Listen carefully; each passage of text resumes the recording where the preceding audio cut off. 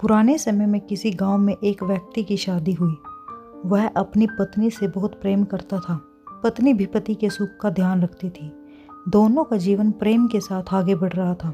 लेकिन जैसे जैसे समय आगे बढ़ रहा था, उनके बीच तालमेल बिगड़ने लगा था। कभी कभी दोनों के बीच झगड़े भी हो जाते थे। पति पत्नी रोज की अशांति से तंग आ गए थे। दोनों के बीच प्रेम तो था, लेकिन उनका क्रोध, पुरानी बातें और अहंकार रिश्ते पर हावी हो रहा था। एक दिन उनके गांव के विद्वान संत पहुंचे।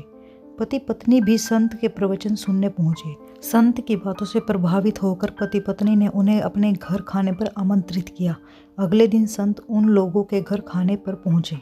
पति पत्नी ने उन्हें खाना खिलाया। इस दौरान संत समझ गए कि इनके वैवाहिक जीवन में अशांति है।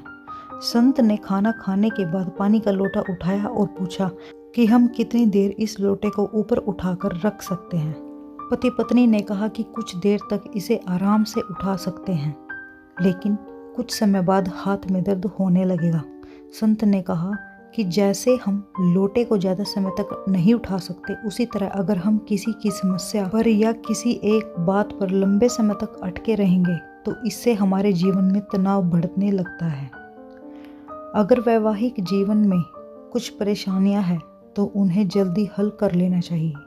अगर किसी परेशानी पर ज़्यादा समय तक टिके रहेंगे तो जीवन नरक बन जाएगा। बुरी बातों को छोड़कर आगे बढ़ना चाहिए। इन बातों का ध्यान रखने पर ही जीवन में सुख, शांति और प्रेम बना रहता है।